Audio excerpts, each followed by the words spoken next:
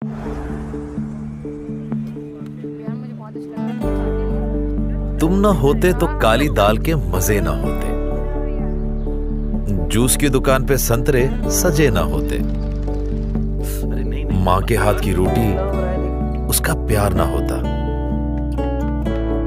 रोज सुबह का व्यापार ना होता, लंच टाइम की शान तुमसे ही, महफिल में पान तुमसे ही, तुम ना होते तो शुभ आरंभ ना होता, अरे ना बाबा ना। पहली नजर में पहला प्यार कैसे होता, मीठा ना होता तो बचपन कुछ खास ना होता, दूध में केसर ना होता तो चिंटू पास ना होता, तुम ना होते तो त्योहार सूखे रह जाते, बाकी तो छोड़ो, शायद भगवान भी भूखे रह जाते। किसान, तुम ना होते तो कसम से हम ना होते, तुम्हारा ही दिया है हर निवाला, हर मुस्कान, कितना भी कहें कम है।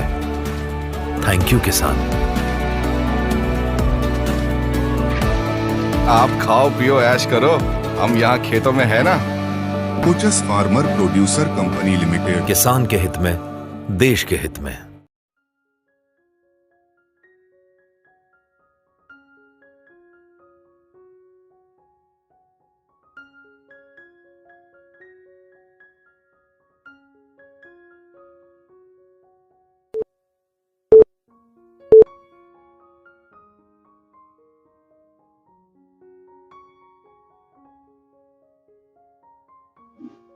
नमस्कार आप सभी को। मैं डॉक्टर अंकित कुमार दास, बीएमएस। आज संवाद 3 कार्यक्रम में विंटर टॉक्स के अंतर्गत हम आज बात करेंगे सर्दियों पे, विशेषतः सर्दियों के ये मुख्यतः कार्यक्रम में हमारे साथ विभिन्न डॉक्टर्स विभिन्न विषय पे बातचीत आपसे करेंगे।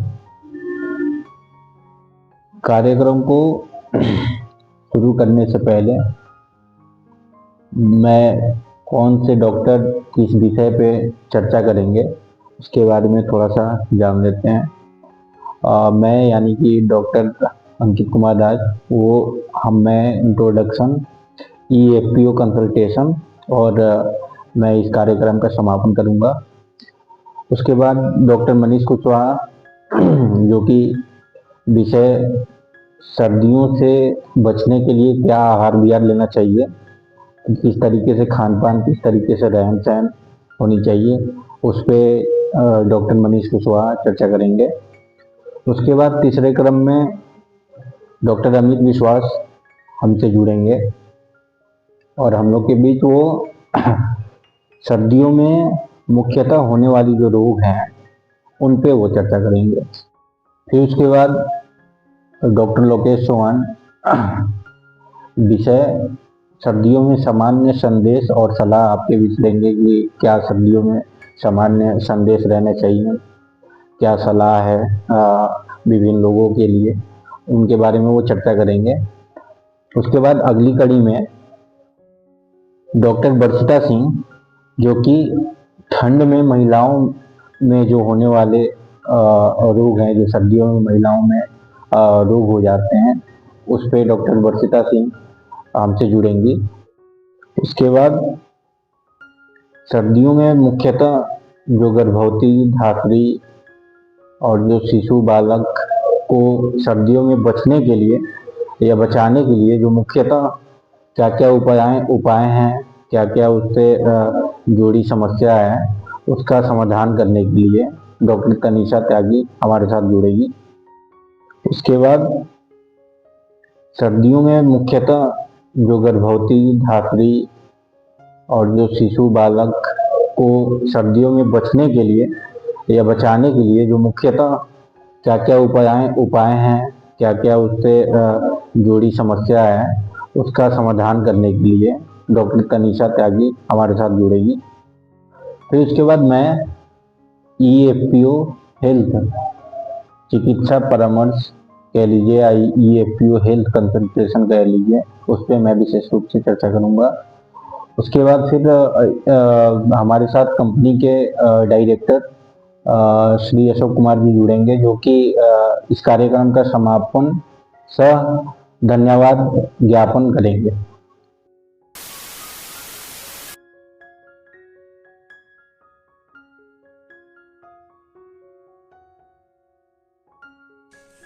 नमस्कार साथियों, मेरा नाम डॉक्टर मनीष कुशवाहा है।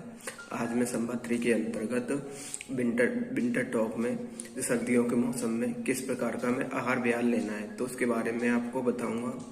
और सबसे पहले मैं कोचस FPO के CEO श्री अशोक कुमार जी को दिल से धन्यवाद देना चाहूँगा, जिन्होंने मुझे इस प्लेटफॉर्म पर बुलाया, जिसके कारण मुझे आप सभी लोगों के साथ जुड़ने का मुझे सौभाग्य प्राप्त हुआ। और अब मैं बात करता हूँ, जो सर्दियों का टाइम है तो हमें किस प्रकार का आहार विहार लेना है तो उसके बारे में अब मैं बात करूँगा। अब मैं बात करता हूँ आहार मतलब हमें किस प्रकार का खाना है। तो हमें इस ऋतु में मतलब किस प्रकार का खाना है, तो हमें किस प्रकार का खाना खाना है, मतलब जैसे जो इस टाइम पे जो अपनी जो अग्नि होती है, मतलब जो पाचन अग्नि होती है, मतलब जो अपनी पाचन शक्ति होती है, मतलब डाइजेशन, तो इस ऋतु में मतलब होता है पाचन बहुत जल्दी हो जाता है, शीघ्र ही पच जाता है, जिसके कारण हमें बहुत जल्दी भूख लगती है। तो भूख लगती है तो जिसके कारण हमें फ्रेश खाना, जो गरम खाना होता है वो हमें खाना चाहिए। और हमें इस टाइम पे क्या क्या खाना चाहिए उसके बारे में जैसे बताता हूँ आपको। तो गेहूँ, बाजरा है, चना है, इनकी रोटी बनाकर हमें खानी चाहिए इस मौसम में। और नए चावल का सेवन करना है, उड़द, मूंग, मसूर की दालों का सेवन करना है, दूध पीना है, घी का सेवन करना है, च्यवनप्राश खाना है। अगर कोई व्यक्ति है अगर नॉनवेज वगैरह खाता है, नॉनवेज मतलब जो मांस वगैरह का सेवन करता है, तो उसे मांस भूनकर खाना चाहिए। और जैसे इस टाइम पे पालक है, मेथी है, बथुआ है, इन सब का साग बनाकर खाना चाहिए। और जैसे अगर कोई व्यक्ति है तो इस टाइम पे हमें क्या करना चाहिए, जैसे हमने 1 गिलास पानी ले लिया, तो 1 गिलास सोया के टाइम पे हमने 1 गिलास पानी ले लिया, तो उसमें हमने हल्दी डाल दी और लवंग डाल दी और तुलसी के पत्ते डाल दिए और 1-2 काली मिर्च डाल दी। तो हमें इस टाइम पे ना इन सब का हमें काढ़ा बनाकर सुबह के टाइम पे पीना चाहिए, जिसके कारण खांसी वगैरह भी नहीं आएगी, जुकाम वगैरह होता वो भी नहीं होगा। इस टाइम पे हमें गन्ने से बने पदार्थों का सेवन करना चाहिए, जैसे गुड़ हुआ, गुड़ का सेवन हमें इस ऋतु में सेवन करना चाहिए। और तिल से बने लड्डुओं का सेवन करना चाहिए, जिससे शरीर में भरपूर एनर्जी बनी रहेगी। और हमें इस ऋतु में क्या क्या नहीं खाना चाहिए, तो हमें इस ऋतु में एक तो ठंडा खाना नहीं खाना चाहिए, और जो फ्रीज वगैरह में खाना रखा रहता है उसका सेवन नहीं करना है, और जो बासी भोजन होता है वो भी नहीं खाना है हमें।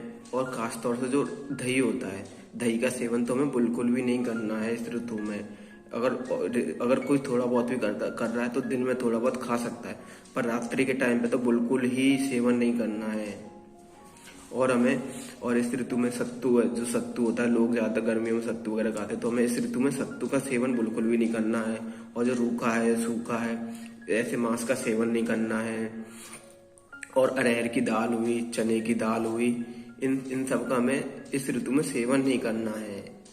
और उसके बाद जैसे जो है ज्यादा बहुत तीखा खाना होता है, कड़वा होता है, कसेला जो रस प्रधान जो आहार होता है, या जो भी फल वगैरह रहते हैं, इनका हमें इस ऋतु में बिल्कुल भी सेवन नहीं करना है।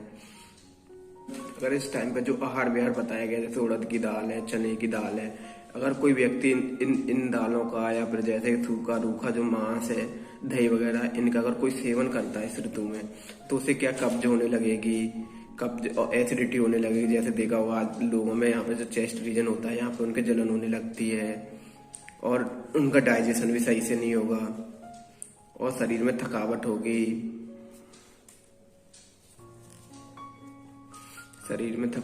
और जोड़ों में दर्द भी होगा। इसीलिए हमें जो अपत्य आहार मतलब जो खाना है, जो मैंने बताया, इस ऋतु में इस खाने का बिल्कुल भी सेवन नहीं करना है। अब मैं बात करता हूँ बिहार का मतलब किस प्रकार हमें रहन सहन करना चाहिए, इस ऋतु में हमें किस प्रकार जैसे रहना है, तो उसके बारे में बताता हूँ। इस ऋतु में क्या क्या करना चाहिए, तो जैसे तिल होता है या सरसों होता है, उसके जो तेल होता है उससे शरीर पर हमें मसाज करनी चाहिए। अब और उसके बाद हमें धूप में बैठना चाहिए और एक्सरसाइज करनी चाहिए, जैसे व्यायाम। अगर कोई व्यक्ति व्यायाम वगैरह कर रहा है उसे नॉर्मल 30 मिनट से लेकर 45 मिनट तक हमें इसमें व्यायाम करना चाहिए। और गर्म कपड़े पहनने चाहिए और गर्म घर में रहना चाहिए। और उसे क्या करना है, अगर कोई व्यक्ति अगर समय पर सो रहा है, इस ऋतु में समय पर सोना चाहिए, समय पर जागना चाहिए। और हमें इस ऋतु में क्या क्या नहीं करना चाहिए, तो जैसे हमें इस ऋतु में क्या क्या नहीं करना चाहिए, मतलब किस प्रकार से हमें रहन सहन नहीं करना चाहिए, तो उसके बारे में हम देखेंगे। तो जैसे हमें जो ठंडी हवा रहती है, इस टाइम पे जो सर्दियों का मौसम रहता है, तो सर्दियों के मौसम में ठंडी ठंडी हवा चलती है। तो हमें इस मौसम में हमें ज़्यादा देर तक बाहर नहीं बैठना चाहिए, जिससे क्या होता है शरीर में एकदम ठंडी लगती है, तो जिसके कारण शरीर में दर्द वगैरह होने लगता है, जोड़ों में दर्द होने लगता है। इसीलिए हमें ज़्यादा देर तक हमें ठंडी हवा में नहीं बैठना चाहिए। और हमें रात्रि में ज़्यादा देर तक जागना नहीं चाहिए। और उसके बाद क्या करना है, हमें जो ठंडा पानी होता है, ठंडे पानी से हमें नहाना नहीं चाहिए इस ऋतु में। और ठंडे पानी का मतलब क्या है, जैसे अगर आज के टाइम पे जैसे देखा होगा, अगर कोई जैसे लोग ज़्यादातर सर्दियों के मौसम में गर्म पानी से नहाते हैं, तो गर्म पानी के बजाय ना अगर जो ताज़ी पानी रहता है, तो उससे अगर लोग नहाएंगे तो उससे ये एक फ़ायदा ये रहता है कि जो लोग जैसे सबसे पहले देखा है, तो लोग जो पानी होता है, पानी को सबसे लेके मग्गे से लेके सीधा सिर पे डालते हैं। तो अगर ताज़े पानी से नहाएगा तो उससे क्या है, जो व्यक्ति के सिर रोग वगैरह हैं और उससे ये नहीं होंगे, कभी उसके बाल नहीं झड़ेंगे। जैसे देखा होगा आज के टाइम पे लोगों के बाल बहुत जल्दी झड़ते हैं, तो जल्दी झड़ने का कारण क्या होता है, लोग जो रहते हैं ना, तो वो गर्म पानी डालते हैं सिर पे, तो गर्म पानी की वजह से जो बाल होते हैं वो झड़ने लगते हैं। इसीलिए हमें सिर पर ताज़ी पानी सिर पर डालना चाहिए। और हाँ, गर्म ये भी नहीं है कि गर्म पानी से नहीं नहाना, गर्म पानी से नहाना चाहिए। अगर कोई व्यक्ति गर्म पानी से नहा रहा है, तो क्या जो अपना जो गर्दन है, तो गर्दन से नीचे तक हमें क्या करना है, तो गर्म पानी से नहा सकता है। अगर कोई व्यक्ति कैसे खाना पीना है, कैसे उसे रहन सहन करना है, अगर कोई व्यक्ति इन सबको अगर फॉलो करता है, तो उसे कभी बीमारी नहीं होती है।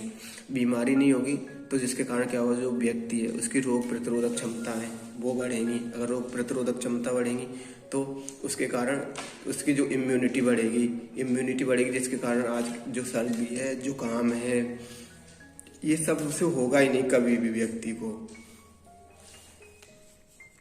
मैं आप सभी लोगों को दिल से धन्यवाद देना चाहूँगा, जो कि आप सभी लोग इस कार्यक्रम में जुड़े हैं। और हम स्वास्थ्य से संबंधित कार्यक्रम इस प्लेटफॉर्म पर हम आगे भी लाते रहेंगे। धन्यवाद।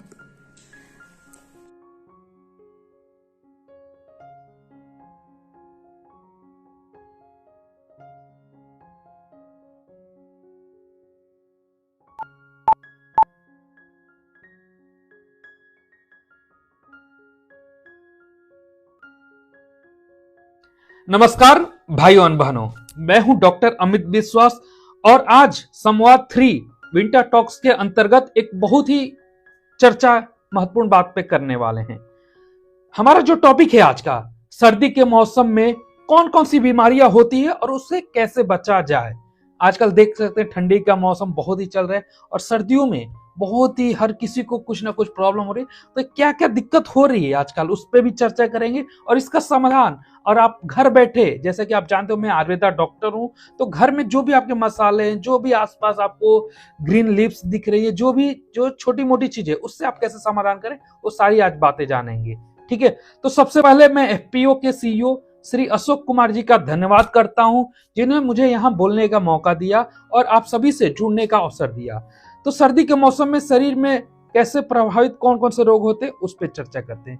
तो भाइयों और बहनों, सर्दी का मौसम आते ही हवा ठंडी हो जाती है, सुबह शाम कोहरा पड़ता है। इस मौसम में शरीर में ठंड बढ़ जाती है, बल कम हो जाता है और बीमारी जल्दी पकड़ लेती है। और इस समय खान पान और रहन सहन में लापरवाही की तो सर्दी की बीमारी जरूर घेर लेती है।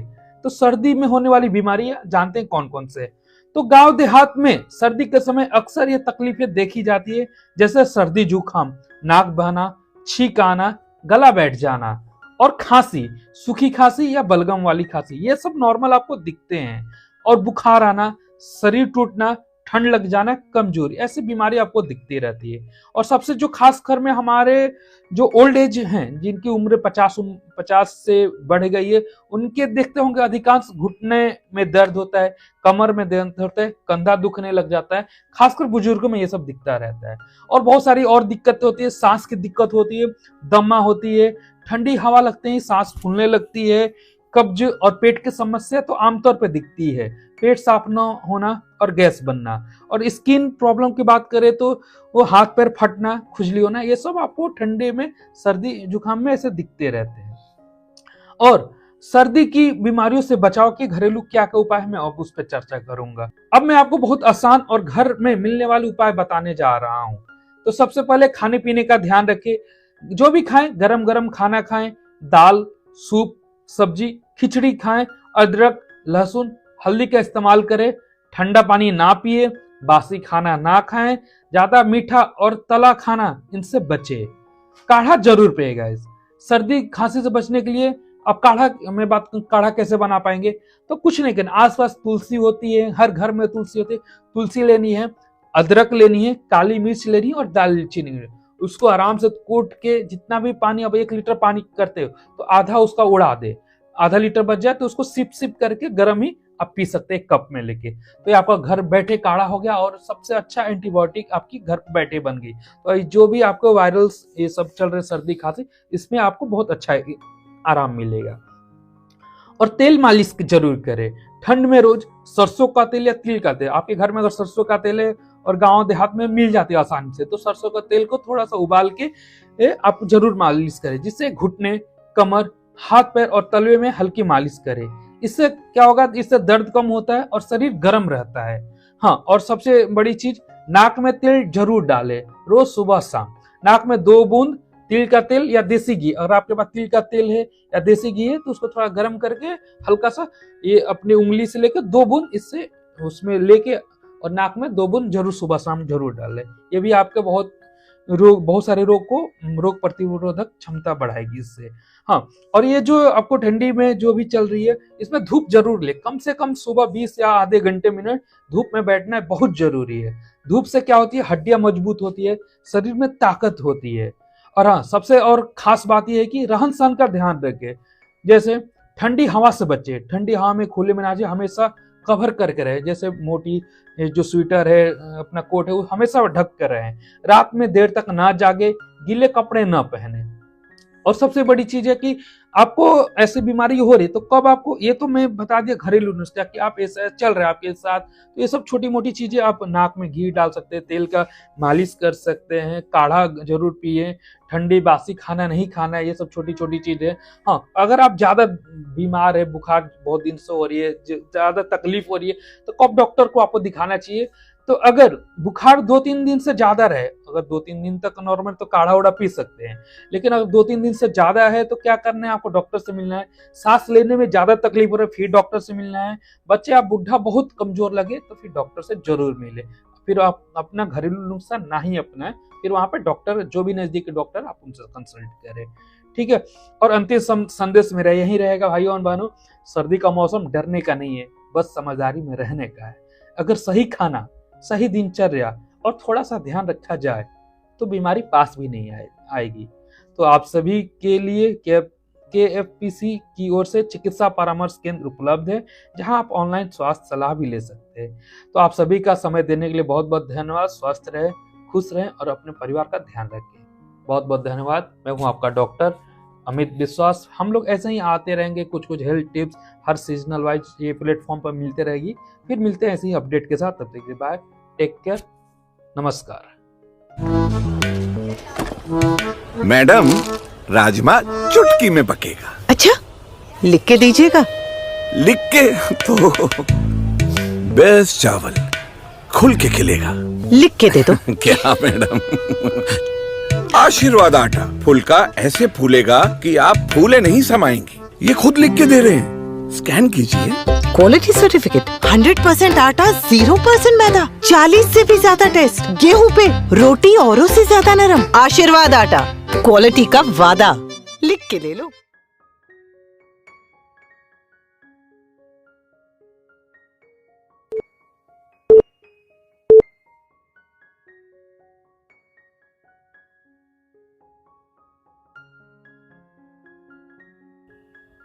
आप सभी को मेरा नमस्कार। मैं वैद्य लवकेश चौहान। आज संवाद 3 के अंतर्गत विंटर टॉक जो हमारा टॉपिक है उसमें हम बात करेंगे शीतकाल में किस तरीके से अपने और अपने परिवार को सुरक्षित रखा जा सकता है और उनके खान पीन का किस तरीके से ख्याल रखा जा सकता है। इन सारी विषयों की चर्चा करने से पहले सर्वप्रथम मैं कोचेस फार्मास्यूटिकल कंपनी के सीईओ श्री अशोक कुमार जी का धन्यवाद व्यक्त करना चाहता हूं, क्योंकि उन्होंने मुझे इस प्लेटफॉर्म पर बुलाया और सभी लोगों से मिलने का सौभाग्य प्राप्त किया। शीत ऋतु में हमें किन किन बातों पर ध्यान देना चाहिए, सबसे पहले उनके बारे में चर्चा करते हैं। जैसा कि हम सबको पता है कि शीत ऋतु में हमारी जो इम्यूनिटी होती है वो वीक हो जाती है, तो सबसे पहले हमें अपनी इम्यूनिटी पे ध्यान देना है कि उसे किस तरीके से हमें मेंटेन करके रखना है। दूसरा ये कि शीत ऋतु में ठंडी हवाएं बहुत तेज बहती है, उसके लिए मुख्यतः हमें गर्म कपड़े पहन के रखने चाहिए और सिर, कान और पैरों को ढक कर रखना चाहिए। और मुख्यतः बच्चे एवं बुजुर्गों का ध्यान रखना चाहिए। एवं जो जैसे ही व्याधि से अगर कोई ग्रसित होता है तो स्वयं दवाई न लेकर डॉक्टर से परामर्श करें।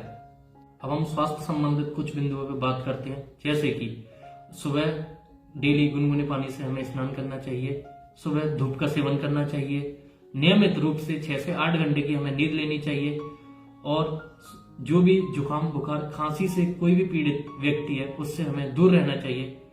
इन चीजों का विशेष रूप से हमें ध्यान रखना चाहिए। इसके बाद हम बात करते हैं कि घर के अंदर की सुरक्षा, जो इंडोर सेफ्टी होती है, उन सारी चीजों पर किस किस चीजों का ख्याल रखा है। जैसे कि शीतकाल चल रहा है, आप सभी को पता है, तो हमें बहुत मोस्टली लोग क्या करते हैं कि हीटर का, ब्लोअर का या अंगीठी का यूज करते हैं। तो हमें कभी भी इन सारी चीजों को कभी बंद कमरे में इस्तेमाल नहीं करना है। कोई हवादार कमरा हो उन्हीं सारी चीजों में इस्तेमाल करना है। और बहुत सारे लोग होते हैं जो आग को या फिर अंगीठी को जलाकर सो जाते हैं, तो ऐसा नहीं करना है। हमें हमेशा इन सारी चीजों को बंद करके या बुझाकर ही इन सारी चीजों को सोना है।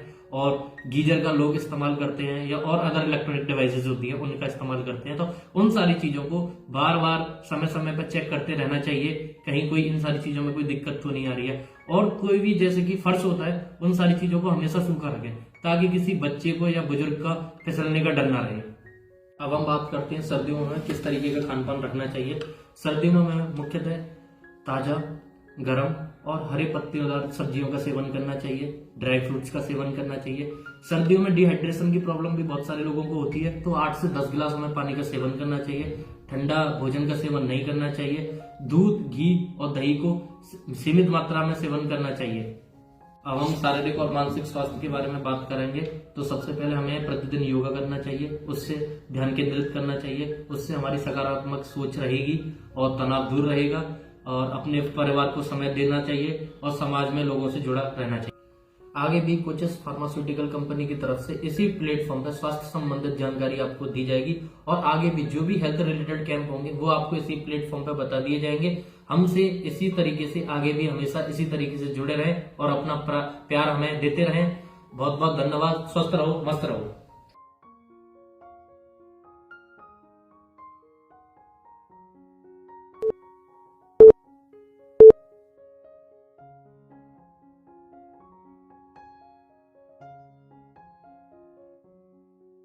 नमस्कार।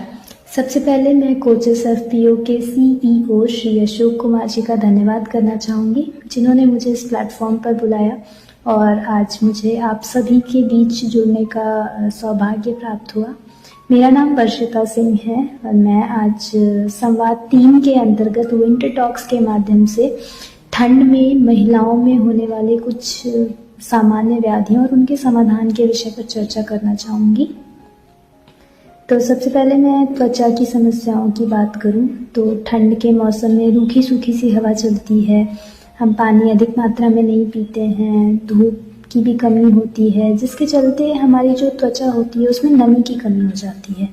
त्वचा में रूखापन आ जाता है, फटने लगती है, हमारे होंठ फटने लगते हैं, खुजली होती है, एड़ियाँ फटने लगती हैं। तो समाधान स्वरूप हमें मॉइस्चराइज़र का प्रयोग करना चाहिए, गुनगुने पानी से नहाना चाहिए, अधिक मात्रा में पानी पीना चाहिए और जो सबसे बड़ी चीज़ है कि संतुलित आहार का सेवन करना चाहिए। जो फल हैं, सब्जियां हैं, विटामिन ए ई युक्त भोजन है, इन सब का सेवन करना चाहिए और साथ ही साथ नारियल तेल और सरसों के तेल का भी प्रयोग ज़रूर से करना चाहिए। दूसरी जो सामान्य दिक्कत है वो है हार्मोनल असंतुलन और योनि संक्रमण।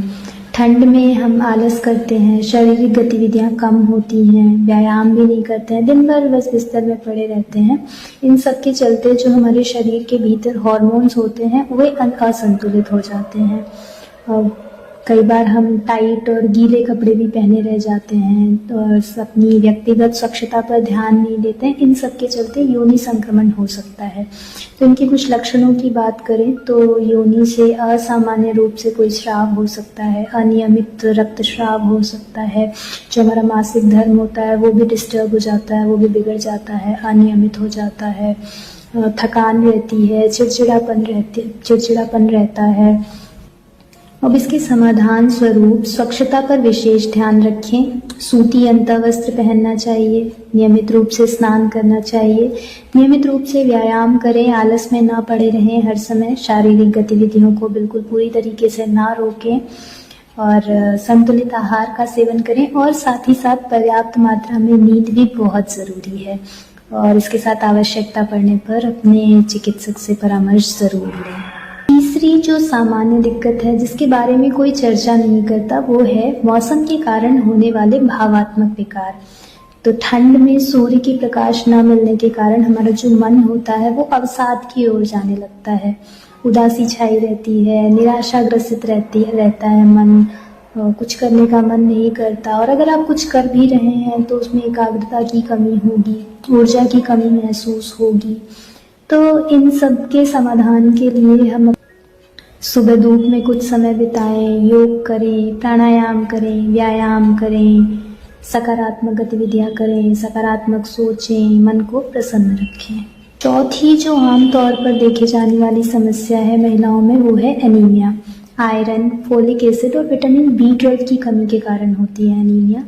अब सर्दियों में भूख बहुत ज़्यादा लगती है तो लोग इधर उधर की चीज़ें भी ज़्यादा खाते हैं जिसकी वजह से शरीर में पोषण की कमी हो जाती है। अधिक मासिक रक्तस्राव के कारण भी एनीमिया हो सकता है। अब इनके लक्षणों की बात करें तो कमजोरी होगी, चिड़चिड़ापन रहेगा, थोड़ा सा ही काम करते ही थकान लगने लगेगी, सांस फूलने लगेगी। तो इन सब लक्षणों से आप संदेह कर सकते हैं कि एनीमिया हो सकता है। अब इसके समाधान की बात करें तो सबसे ज़्यादा ज़रूरी है कि आयरन युक्त जो भोजन होते हैं जैसे कि हरी सब्जियां हो गई, गुड़ हो गया, चुकंदर हो गया, इसका सेवन करें और ज़रूरत पड़ने पर आयरन और फोलिक एसिड की जो गोलियां होती हैं वो भी ले सकते हैं, लेकिन चिकित्सक के परामर्श से। निष्कर्ष स्वरूप मैं इतना बोलूँगी कि ठंड के मौसम में महिलाओं को अपने शारीरिक, मानसिक और हार्मोनल स्वास्थ्य का विशेष ध्यान रखने की आवश्यकता होती है। संतुलित आहार, स्वच्छता, व्यायाम और सही समय पर चिकित्सक की सलाह लेने से आप इन सारी समस्याओं से बच सकती हैं। मैं बता दूं कि आप सभी के लिए हम लोग KFPC की तरफ से चिकित्सा परामर्श केंद्र का गठन कर रहे हैं, जिसके तहत आप अपने लक्षणों, अपने व्याधियों के अनुसार आप चिकित्सक से परामर्श ले सकते हैं और आगे भी हम ऐसे ही आते रहेंगे कुछ हेल्थ टिप्स के साथ। तब तक के लिए स्वस्थ रहें, हंसते रहें, मुस्कुराते रहें, मस्त रहें और आप सभी का इस कार्यक्रम में जुड़ने के लिए बहुत बहुत धन्यवाद।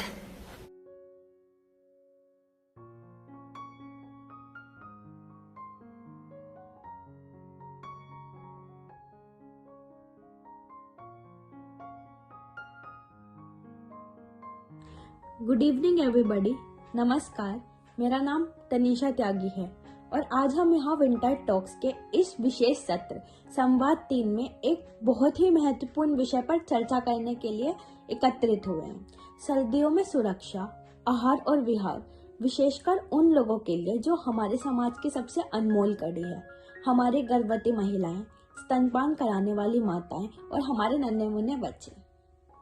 तो अगर मैं बात करूं तो विंटर्स है तो ऑब्वियसली बात है हमारे जो पूरा का पूरा वातावरण है वो बिल्कुल शीत हो जाता है। शीत की वजह से मोस्टली जो हम लोग क्या फेस करते हैं, तो ड्राई स्किन, ठीक है, ड्राई स्किन हो जाती है, खुरदरापन आ जाता है, लिप्स फटने लगते हैं। सबसे बड़े कारण तो यही है कि हम लोग इनसे, प्लस जुकाम, खांसी, सर्दी, बुखार, ये बहुत ज़्यादा पीक पर रहते हैं इस टाइम पे। तो अभी अगर हम बात करें तो अक्सर हम स्वास्थ्य को केवल व्यक्तिगत मुद्दा मानते हैं, लेकिन मैं कहती हूँ कि स्वास्थ्य एक राष्ट्रीय विषय है। एक माँ केवल एक परिवार की धुरी नहीं होती, वह राष्ट्र की निर्माता होती है। वह अपने गर्भ में जिस शिशु को पाल रही है वह कल का भारत भी है। और अगर माँ स्वस्थ है तो बच्चा भी स्वस्थ होगा, और अगर बच्चा स्वस्थ है तो हमारे देश की भविष्य सामर्थ्यवान होगा। ठीक है, क्योंकि कहा भी गया है ना, स्वस्थ जननी समृद्ध राष्ट्र। यही हमारा मूल मंत्र होना चाहिए। बच्चे और माताएं की सेवा करना दरअसल देश की सेवा करना है। तो इसलिए आज की ये बातें केवल नुस्खे नहीं बल्कि एक मजबूत पीढ़ी तैयार करने का ब्लूप्रिंट है। मैं बात करूं गर्भवती महिलाओं के लिए, those women who are pregnant, तो इस अवस्था में शरीर को सबसे ज़्यादा पोषण की आवश्यकता होती है। तो आप क्या कर सकते हैं, आप हल्के गुनगुने या तो तिल के तेल से या फिर एक धन्वंतरी तेल आता है उससे शरीर की मालिश करें। भोजन में सौंठ, इलायची या फिर केसर के युक्त दूध का सेवन करें। याद रखिए, आप जो खाते हैं वही आपके बच्चे के प्राणों का आधार बनता है। ठीक है, तो इसी वजह से अगर जो आप खाएंगी वही आपके बच्चे को या आपके बेबी को वही पोषण देगा। ठीक है, तो अगर मैं बात करूं स्तनपान कराने वाली माताओं के लिए, तो आप बच्चों का सुरक्षा कवच होते हैं। आपकी डाइट में जीरा, सौंफ और मेथी दाना शामिल होना ही चाहिए। यह न केवल दूध बढ़ाता है बल्कि बच्चे को पेट की समस्याएं और ठंड से भी बचाता है। और सबसे जो महत्वपूर्ण चीज आपको ध्यान रखनी चाहिए वो होना चाहिए कि गुनगुना पानी भी पीना कभी नहीं भूलना चाहिए, क्योंकि सर्दियों में सबसे ज्यादा जो आपको सावधानी रखनी है वो रखनी है, एक तो आपको ठंडा पानी बिल्कुल नहीं पीना और उसके साथ साथ दही का सेवन नहीं करना होता। प्लस सबसे ज़्यादा इम्पोर्टेंट बात ये भी होती है कि मतलब जो हमें खाना खाना है वो एक लिमिटेड क्वांटिटी में खाना है, एक मात्रा के अनुसार खाना है। आजकल लोग क्या करते हैं, बाहर का बहुत खाते हैं, जंक फूड खाते हैं, क्योंकि प्रेगनेंसी में भी जंक फूड खाते हैं जो कि बिल्कुल अच्छा नहीं होता। वो ना आपके स्वास्थ्य के लिए अच्छा है और ना आपके बच्चे के स्वास्थ्य के लिए अच्छा है। वो बहुत ज़्यादा प्रॉब्लमेटिक है, वो काफ़ी मुश्किलें खड़ी कर देगा। आपका स्वास्थ्य अच्छा नहीं होगा तो उसका ओवरऑल इम्पैक्ट बच्चे पर भी पड़ेगा। तो इसमें सबसे ज़्यादा आजकल सर्दियों में क्या होता है कि जो हमारा इम्यूनिटी है उस पर भी काफ़ी इफ़ेक्ट आता है, अब आने भी लगा। बिकॉज अब हम लोग क्या करते हैं, बाहर का खाते हैं, तो उसकी वजह से हमारी इम्यूनिटी ऑलरेडी बहुत ज़्यादा अफेक्ट हो चुकी है। तो इसी वजह से इम्यूनिटी को बूस्टअप करने के लिए आपको च्यवनप्राश का सेवन भी करना चाहिए। और शिशु और बच्चों के लिए अगर हम बात करें, जो हमारे बच्चे हैं तो उनको ठंड से बचाने के लिए सरसों का तेल, लहसुन और अजवाइन इन सब की मालिश की सलाह दी जाती है। ठीक है, जिससे उनकी हड्डियां मजबूत रह सकें। और क्या होता है, मोस्टली छाती में जो कफ है वो जम जाता है बच्चों के, तो ये वो जमने नहीं देता। तो उन्हें भी च्यवनप्राश दें, जितने भी बच्चे हैं 3 साल से ज़्यादा उम्र के, उनको भी च्यवनप्राश दें ताकि उनकी इम्यूनिटी मजबूत रहे। ठीक है, और फिर अगर हम जर्नल सॉल्यूशंस की बात करें तो नाक में अनु तेल या फिर गाय का घी या अनु तेल है ना, उसका नस्य देना चाहिए। और घर के वातावरण को गूगल या नीम की धूप से शुद्ध करना चाहिए। ये छोटे छोटे जो उपाय हैं वो आपको बड़ी बीमारियों से बचा सकते हैं। तो सर्दियों में विशेषकर जो कि हमें ध्यान रखना चाहिए वो होता है खांसी। खांसी एक बहुत प्रॉब्लमेटिक चीज़ है जो कि बच्चों को भी रहती है और इवन सबको ही परेशान करती है। बट खांसी के लिए सबसे जो बेस्ट है वो है तुलसी। तो हम तुलसी का मोस्टली सभी यूज़ करते हैं, घर में चाय बनाने के लिए काढ़ा पीते हैं, तो वो बेस्ट है। उसको आप लोग उसका स्वरस भी इस्तेमाल कर सकते हैं। और इम्यूनिटी के लिए सबसे बेस्ट हमारा गुडुची है, और गुडुची मतलब गिलोय सबसे बेस्ट इम्यूनिटी बूस्टर है। तो अंत में मैं बस इतना ही कहूँगी कि प्रकृति ने हमें आयुर्वेद के रूप में एक महान उपहार दिया है, उसे अपनाएं। जब हम आयुर्वेद को अपने रसोई घर और जीवन शैली में जगह देते हैं ना, तो हम केवल दवाइयों पर निर्भरता कम नहीं करते, बल्कि हम एक दीर्घायु और तेजस्वी समाज की स्थापना करते हैं। तो आइए इस सर्दी में हम अपनी माताएं और बच्चों के स्वास्थ्य का संकल्प लें और एक स्वस्थ और विकसित भारत की ओर कदम बढ़ाएं। धन्यवाद। जय हिंद, जय आयुर्वेद।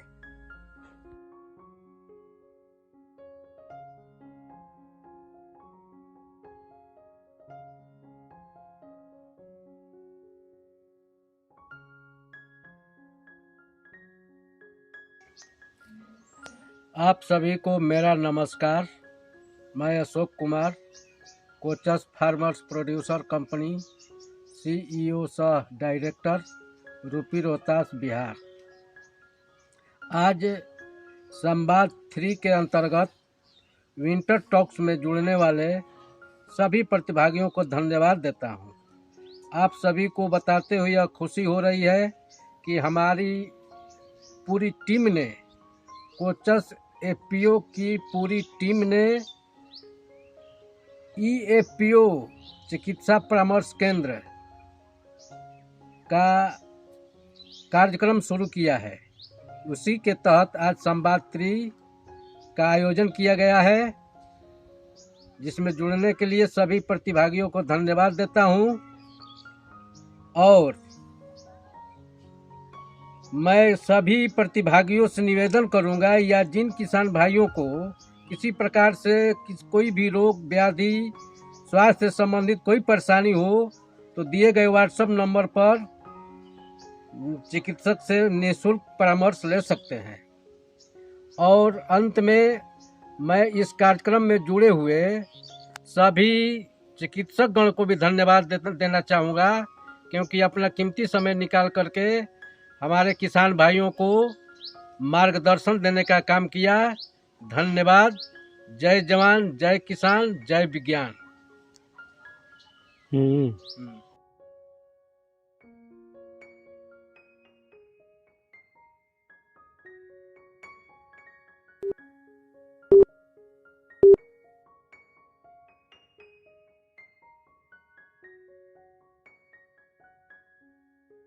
अब हम लोग बात करते हैं ईएफपीओ स्वास्थ्य परामर्श का। ईएफपीओ स्वास्थ्य परामर्श जो है वो कोचस एफपीओ के द्वारा ही खोला गया एक मुख्य रूप से सूक्ष्म रूप से एक कोचस एफपीओ का ही भाग है, जिसमें हम लोग क्या है कि रोगियों को अपने प्लेटफॉर्म के माध्यम से निःशुल्क परामर्श, मतलब कि डॉक्टर द्वारा, विशेषज्ञों द्वारा उनका फ्री में परामर्श दिलवा रहे हैं। और फ्री में मतलब कि वो अपना व्याधि का पता कर सकती हैं, आप दिखवा सकती हैं कि क्या दिक्कतें हैं उनको, ठीक है। तो वो सारी सुविधा हम लोग ला रहे हैं। तो आप ऑनलाइन वीडियो कॉलिंग के जरिए, ऑडियो कॉलिंग डॉक्टर से बात करके अपनी मेडिसिन ले सकते हैं, वीडियो कॉलिंग से भी ले सकते हैं, ठीक है। तो वो ये सुविधा हम लोग शुरू कर रहे हैं। इसमें मुख्य रूप से जो ईएफपीओ स्वास्थ्य परामर्श की जो सुविधाएं हैं वो हैं निःशुल्क। सबसे पहले तो हम एकदम कोई पैसा नहीं लेंगे, उसके लिए निःशुल्क परामर्श रहेगा, फ्री एकदम रहेगा। दूसरा चीज़ ये है कि जो एक्सपीरियंस डॉक्टर्स हैं उनसे हम परामर्श करवाएंगे, जिनको उस फील्ड में एक्सपीरियंस है। किफ़ायती दाम पे हम आयुर्वेदिक और अंग्रेजी दवा की सुविधा उपलब्ध करवाएंगे, अगर आपके निजी मार्केट में वो मिलता नहीं है तो। फिर उसके बाद 100% शुद्ध आयुर्वेदिक हस्त निर्मित दवा किफ़ायती दाम पे आपको प्रोवाइड करवाएंगे। अब हस्त निर्मित दवा क्यों? क्योंकि हमारे साथ आयुर्वेदिक डॉक्टर भी जुड़ेंगे, और आप देख रहे हैं कि दिनों पे दिन जो है लोग आयुर्वेद पे विश्वास पूर्ण रूप से कर रहे हैं, ठीक है। पहले तो मॉडर्न मेडिसिन या कह लीजिए येलोपैथ पे ध्यान देते थे लोग, लेकिन लोगों को अब भी लगा है। और कोरोना जो था पिछला जो गया, उसमें आप लोगों ने भी देखा कि जो क्वाथ है, मतलब काढ़ा है, काढ़ा से कितना आराम मिला। तो गुडुची, गिलोई और फिर आपका तुलसी, गुड़ इत्यादि से काढ़ा बना के लोग पिए तो कितना मतलब उनको आराम मिला। इसीलिए हम लोगों ने ये सुविधा हस्त निर्मित दवा का शुरू किया है, जिसमें क्या है कि हमारे डॉक्टर्स, हमारे विशेषज्ञ आपको आपकी व्याधि से संबंधित दवा बना के आपको देंगे, और वो भी एकदम बाजार से सस्ते दामों में। ठीक है, तो ये ठीक है, बाजार से सस्ती और किफ़ायती दामों में देंगे।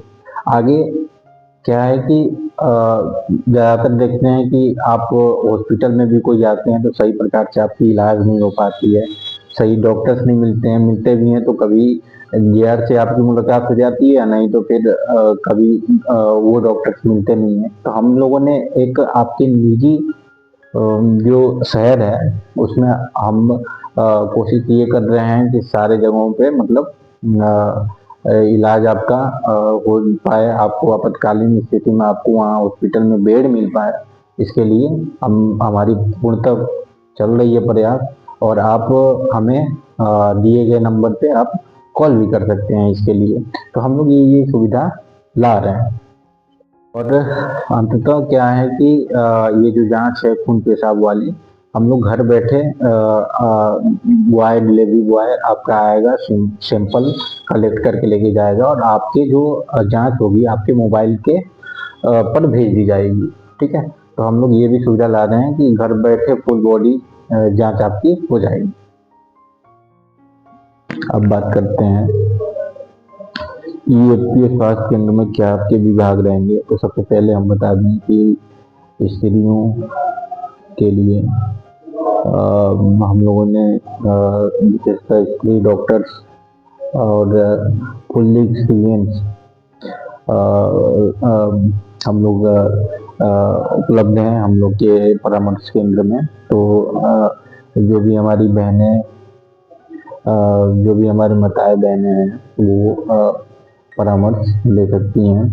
दूसरा, आँख कान नाक गला के लिए हमारे पास डॉक्टर हैं, सर्जरी एक्सपर्ट हैं।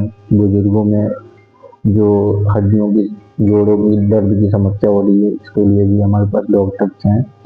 और कैंसर से बचने के लिए और कैंसर का समाधान करने के लिए आयुर्वेद में अग्निकर्म एक कर्म होता है, उसके द्वारा भी कैंसर से छुटकारा पाया जा सकता है। तो इसके लिए भी हमारे पास विशिष्ट रूप से डॉक्टर्स हैं। श्वास रोग, यूरोलॉजिस्ट, हृदय रोग विशेषज्ञ, गैस से रिलेटेड या पेट से संबंधित जो भी रोग हैं उसके लिए, या फिर न्यूरोलॉजिस्ट जो आपके दिमाग से संबंधित, ब्रेन से संबंधित जो भी दिक्कतें हैं वो सारी चीज़ें, सारे विभाग के डॉक्टर्स हमारे पास उपलब्ध हैं। और आगे बात करते हैं एक विशिष्ट सुविधाएं की, जो कि है सेक्सुअल वेलनेस के ऊपर। अब सेक्सुअल वेलनेस क्या मतलब कि यौन संबंधित समाधान। जैसे आप अगर यौन संबंधित आपके मेल हो या यौन संबंधित से आप गुजर रहे हो तो इसके लिए हमारे पास सुविधाएं हैं। हम लोग उस पर काम कर रहे हैं। पिछले 4 महीने से हम लोगों ने करीबन 15 पेशेंट को इससे क्योर किया है और हमारी आगे भी शोध प्रक्रिया चल रही है। और हम लोग उसकी उन 15 पेशेंट का हम लोग आपको रिव्यू कराएंगे इसी यूट्यूब चैनल के जरिए, ताकि लोगों को विश्वास हो कि मतलब हम लोग उस पर काम कर रहे हैं। इसमें कुछ नहीं, हमारे डॉक्टर द्वारा हस्तनिर्मित दवा जो है उसके निर्माण से और जो भी जड़ी बूटियां उनको डाल के ये बनाते हैं और 1 महीने का कोर्स है वो देते हैं और उनसे 1 महीने में ही बहुत ही सुधार देखने को मिलेगी। इसमें क्या है कि शीघ्र पतन के पेशेंट, स्तंभन दोष के इच्छा में कमी और धातु रोग, स्वप्न दोष, नपुंसकता या बंजापन और यौन संचालित रोग के व्यक्ति जो भी हैं वो डायरेक्ट इस चिकित्सा परामर्श से, इस स्वास्थ्य परामर्श केंद्र से संपर्क कर सकते हैं। और एक चीज और कि जो भी यौन स्वास्थ्य से जुड़ी आपकी जानकारी है उसको गोपनीयता रखी जाएगी, किसी से हम लोग शेयर नहीं करेंगे। ऑनलाइन कंसल्टेशन से आपके और डॉक्टर के बीच बात रहेगी।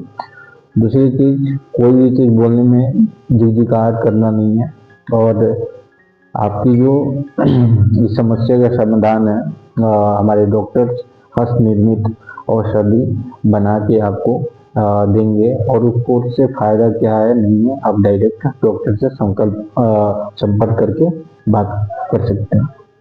उसके बाद निःशुल्क परामर्श के लिए निम्नलिखित कुछ चरण है जो कि आपके स्क्रीन पे शेयर हो रहे होंगे। निम्नलिखित चरण में क्या है कि आप 3 चरण का पालन करेंगे। विशेषतः हम लोगों ने 3 चरण रखा है। इसमें क्या करना है आपको कि पहले चरण में हमारा एक तो नंबर जो इस स्वास्थ्य परामर्श का नंबर है वो 70 79 45 46 47, अंग्रेजी में बोले तो 7079 45 46 47। इसको आपको सेव कर लेना है। सेव करने के बाद मैसेज में हाय डालना है, व्हाट्सएप मैसेज। तो आपको डायरेक्ट ऑप्शन दिखाई देगा आप किस विभाग में दिखाना चाहते हैं, तो आप उसको टिक आउट कर देना है। टिक आउट करने के बाद आपको नाम, पता और समय और तारीख के लिए दर्ज करने के लिए वो बोलेगा। आप अपना नाम और पता आप फोन में डाल दीजिए। उसके बाद अगर आपने इससे पहले आपने अगर दिखाई हो कहीं भी, मतलब पिछले बिल का पर्चा हो या फिर फोटो या फिर कोई दवा लेते हो तो उसका फोटो डायरेक्ट देख सकते हैं। तो बिल का पर्चा, अपना नाम, पता और फिर आपका पसंदीदा समय जिसमें आप खाली हो वो भेजिए। उसके बाद तीसरा स्टेप में क्या करना है कि दिए गए जो भी आपके द्वारा समय होगा उस पर हमारे डॉक्टर साहब मौजूद रहेंगे वीडियो कॉलिंग और ऑडियो कॉलिंग के जरिए, आपको जैसी सुविधा जैसे मतलब उचित लगे। ठीक, उसके बाद जैसे ही आप अपना जो भी कमी है, जो भी समस्याएं हैं उनको आप डॉक्टर साहब के सामने शेयर कर लोगे तो उसके बाद आपके मोबाइल पे डिस्क्रिप्शन आ जाएंगे, मतलब कौन कौन से दवाई लेने हैं, कब लेने हैं, कैसे खाने हैं, क्या नहीं करने हैं, सब चीज आ जाएंगे। उसके बाद फिर आप निजी मार्केट से दवा ले सकते हैं। EAPO स्वास्थ्य परामर्श लेने के लिए आप हमें कॉल या व्हाट्सएप भी कर सकते हैं। हमारा नंबर आएगा 7079 45 46 47, 70 79 45 46 47। ठीक है, तो इस पे आप डायरेक्ट मैसेज करके अपनी समस्या बता के आप डायरेक्ट निःशुल्क फ्री रूप से परामर्श ले सकते हैं। अंततः इस कार्यक्रम में जुड़ने के लिए सभी को बहुत बहुत धन्यवाद, सभी प्रतिभागी को बहुत बहुत धन्यवाद। और आपकी कोई भी अगर दिक्कत हो स्वास्थ्य संबंधित, आपको कोई भी रोग हो तो हमारे जो EAPO निःशुल्क चिकित्सा परामर्श है, निःशुल्क स्वास्थ्य परामर्श है, उससे डायरेक्ट कांटेक्ट होइए, संपर्क कीजिए और अपना फ्री में व्याधि मुक्त होइए। ठीक है, सबको एक बार फिर से धन्यवाद। जय जवान, जय किसान, जय